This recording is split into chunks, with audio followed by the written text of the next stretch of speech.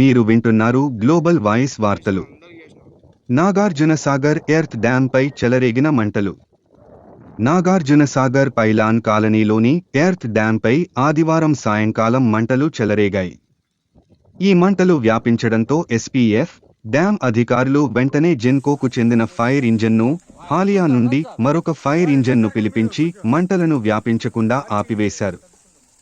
గత నెలలో కూడా ప్రధాన డ్యాం దగ్గరలో ఉన్న ఎర్త్ డ్యాంపై మంటలు రావడం, గడ్డి తగలబడడం గమనార్హం. ఈ సంఘటన ఎలా జరిగిందని అధికారులను అడగగా రోడ్డు వెంబడి వెళ్లేవారు టపాసులు కాల్చడంతో ఎర్త్ డ్యాంపై పడటం వలన ఎండిపోయిన గడ్డి అంటుకొని ఈ మంటలు వ్యాపించాయన్నారు.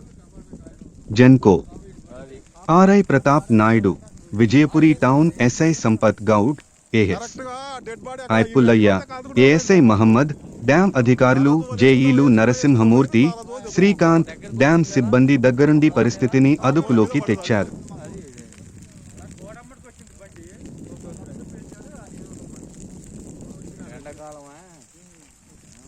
గాలి ఇది వస్తుంది, అటు పోయినా ముఖం మీదకి వస్తుంది. మనం ఎంత కంట్రోల్ చేద్దామంటే ఆడైతుంది.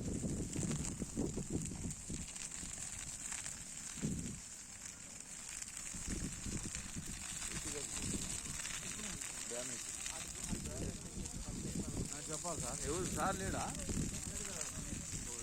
చెప్పండి సార్. ఎందుకు మేడం